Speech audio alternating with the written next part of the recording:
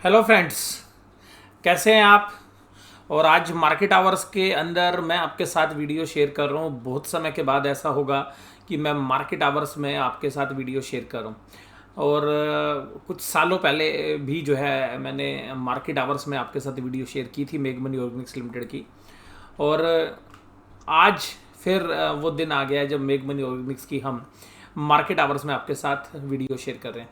तो सबसे खास बात क्या है इस वीडियो के अंदर, इस वीडियो के अंदर हम कवर करेंगे मेग मनी ऑर्गेनिक्स के सारे एपिसोड जो अभी तक घटित हुए हैं, उसके बाद की घटना।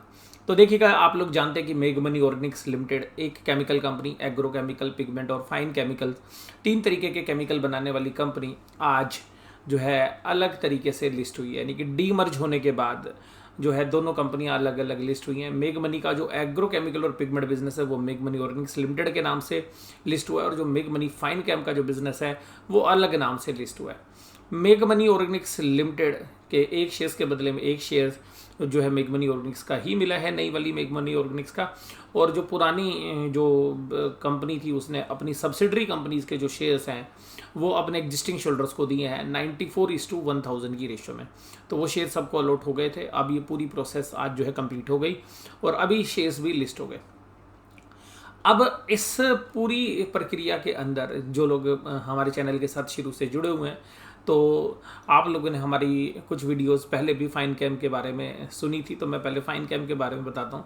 देखिएगा, फाइन कैम की जो वैल्यूएशंस वीडियो थी जब शेयर से डीलिस्ट हुआ था उससे पहले हमने एक बहुत बढ़िया अंदाज के अंदर आपको एक वैल्यूएशंस बताई थी और बताया था कि किस तरीके से ऑपरेटर फाइन कैम के शेयर्स को 350 पर लेके जाएंगे। और मुझे जो वैल्यू लगती है वो 350 मेग मनी फाइन कैम की लगती है।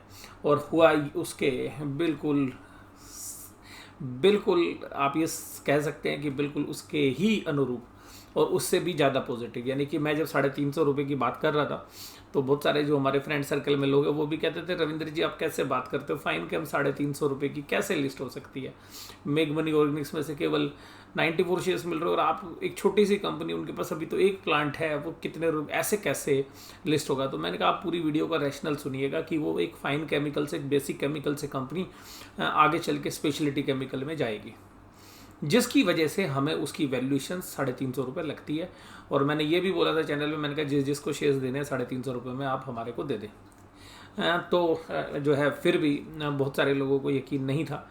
कल भी मैंने, क्योंकि मुझे लगता था कि स्पेकुलेशन हो सकता है, तो इसलिए मैंने कल भी और परसों भी जब इस कंपनी के बारे में चर्चा की तो मैंने यही बोला आप सभी लोगों को कि देखो प्राइस डिस्कवरी होने दो, क्योंकि मैं अब स्पेकुलेशन क्रिएट करूँगा तो ज़्यादा बेहतर नहीं होगा। और मैं आपको ये भी बता दूं कि आज जो है इस शेयर्स के अंदर बहुत लोगों ने खरीदने की चेष्टा की।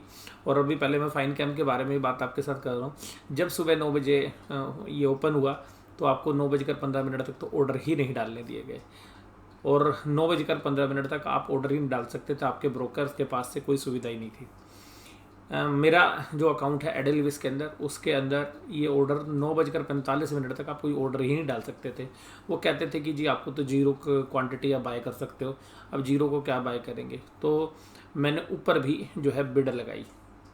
हालांकि जो हमारा HDFC सिक्योरिटीज़ का जो अकाउंट है उसके अंदर हमने 380 का भाव भी लगाया, और जो आज आपको रेंज दिख रही है 387.10 ये भाव भी लगाया, और उसके बावजूद भी वो शेयर्स नहीं आए। और HDFC सिक्योरिटी ने भी 9:35 9:40 के आसपास जो है वो ओपन किया, उसमें भी 2-3 बार में जाके ऑर्डर डाले। तो सबसे खास बात है कि जो खरीदना चाह रहे थे उनको भी ऑर्डर नहीं लग रहे थे। और अभी भी ICICI सिक्योरिटीज़ या और बहुत सारे जो कोटक जैसे जो ब्रोकर्स हैं वो अलाउ ही नहीं कर रहे थे आज इसको खरीदने के लिए, क्योंकि शेयर T2T कैटेगरी में है। T2T कैटेगरी में क्या होता है कि जब एक प्राइस डिस्कवरी हो जाएगी तो जो प्राइस डिस्कवरी हुई वही 387.10 पे, और उसके बाद शेयर या तो 5% ऊपर जा सकता था या 5% नीचे। ये share trade to trade category में, यानी कि BE जो कैटेगरी है NSE की वो है, या BSE की बात करें तो T कैटेगरी का शेयर है ये। अब ये शेयर के अंदर ये जो तेज़ी है, इस तेज़ी के बाद आपको बताता हूँ कि एक ये अकेली कंपनी जो है आज मार्केट कैप में, अब यहाँ पे देखिएगा 1688, यानी कि करीबन 1700 करोड़ रुपए इस कंपनी की मार्केट कैप पहुँच गई है। मुझे याद है कि पिछले साल 2020 के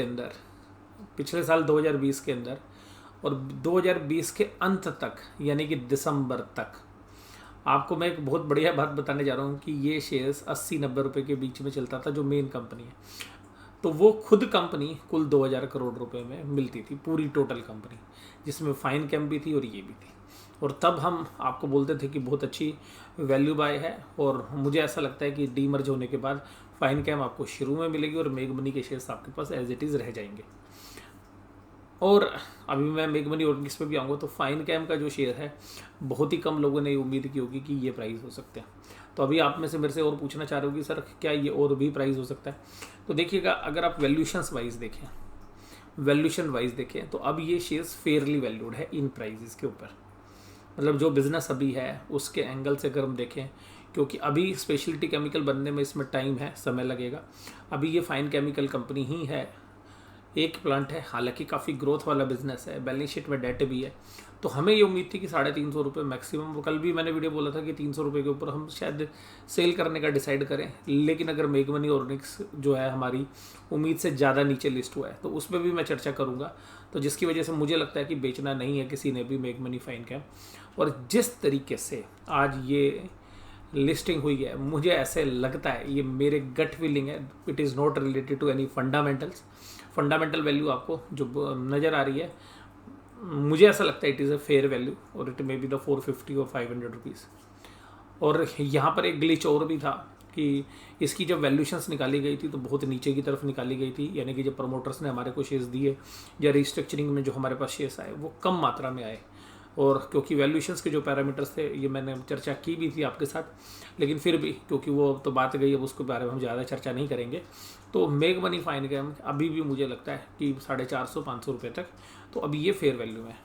अब मुझे क्या लगता है, मुझे ऐसा लगता है कि जी आने वाले 1 से 2 साल के अंदर, ठीक है जी, मैं फंडामेंटली नहीं बोल रहा हूँ, मैं अपने एक्सपीरियंस से बोल रहा हूँ, जिस तरीके से ऑपरेटर प्ले करते हैं। और मेरी पुरानी वीडियो भी देख लीजिएगा जो ऑपरेटर वाली मैंने डाली है। मुझे पर्सनली ऐसा लगता है it is not related to fundamental, तो रिस्क बहुत है।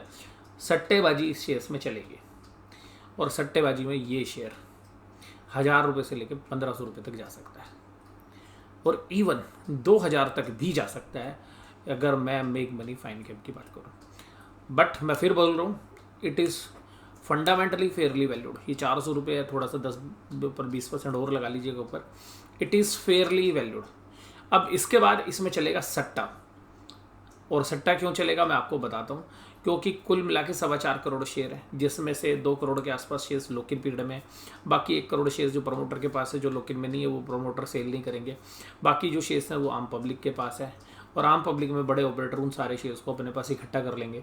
हो सकता है 2, 3, 4, 5 सर्किट लगे। तो आज भी कुल जो अभी तक शेयर्स हैं वो केवल 95,000 शेयर्स ही ट्रेड हुए हैं। तो 95,000 शेयर्स में कुछ चुनिंदा लोगों ने ही ये शेयर्स उठाए हैं। तो वो क्या करेंगे, इस शेयर्स को उठाते रहेंगे, और ये शेयर्स अगले 10 दिन तक ट्रेड टू ट्रेड में है। तो बिल्कुल फ्रीली ट्रेडेबल तो है नहीं कि भाई साहब ये अब 5% ही चलना है इसको, चाहे तो ऊपर जाए चाहे नीचे जाए। तो जब ये 5% ही शेयर चल रहा है, तो आज की प्राइस डिस्कवरी के बाद ये शेयर 5% ही चल रहा है, तो मुझे ऐसा लगता है कि इसमें जब सट्टेबाजी चलेगी और 5% सर्किट पे लोग रोज शेयर्स लेते रहेंगे, और जब जाके इस पर सर्किट खुलेगा, मैं अपनी गट फीलिंग बता रहा हूँ, इसका कोई फंडामेंटल से कोई लेना देना नहीं है। मैं फिर बोल रहा हूँ, इट इज़ प्योरली स्पेकुलेशन, जुए वाली ट्रेड बता रहा हूँ मैं आपको, जो सट्टेबाजी है वो बोल रहा हूँ। मैं फिर बोल रहा हूँ, अब जो वैल्यू है ये फेयर वैल्यू। उसके बाद सट्टेबाजी में ये शेयर्स मुझे पर लग रहा है 1500, और अब इसमें देखिएगा 5-5% के सर्किट लगते रहेंगे। 10 दिन तक ये ट्रेड टू ट्रेड कैटेगरी के अंदर है, और क्योंकि हमने पीछे भी देखा है। और अभी ये शेयर्स अगर वैल्यूशंस वाइज देखेंगे तो 30 रुपये के आसपास की EPS आएगी, तो अभी भी 12-13 की पी रेशो के ऊपर है, तो कोई महंगा नहीं है ये शेयर्स। सट्टेबाजी में ये शेयर अब देखना, मुझे पर्सनली लगता है 1000 रुपये से ऊपर तो जाएगा, 2000 तक के लेवल भी हो सकते हैं। ये सेम जिस तरीके से हमने बालाजी माइंस के अंदर रनअप देखा, क्योंकि वो शेयर्स भी हमारे पास था और वो है भी, और इसी तरीके से वो उसी शेयर्स की तर्ज पर मुझे इसके ऊपर रैली चलती हुई नज़र आ रही है। और ये शेयर 40 की पी पर भी हो जाएगा तो क्या भाव बनता है 1200 रुपये, 50 की पी पर भी हो गया तो क्या भाव बनता है 1500 रुपये, और 60 की पी पर भी हो गया तो क्या बनता है 1800 रुपये। तो स्पेशलिटी केमिकल तो चली 50-60 की पी पर रही है, तो इसके साथ कौन सा अनोखा हो जाएगा। तो हो सकता है कि इसकी अब फिर खबरें प्लांट होंगी, तो इस तरीके से इसमें रनअप हो सकता है।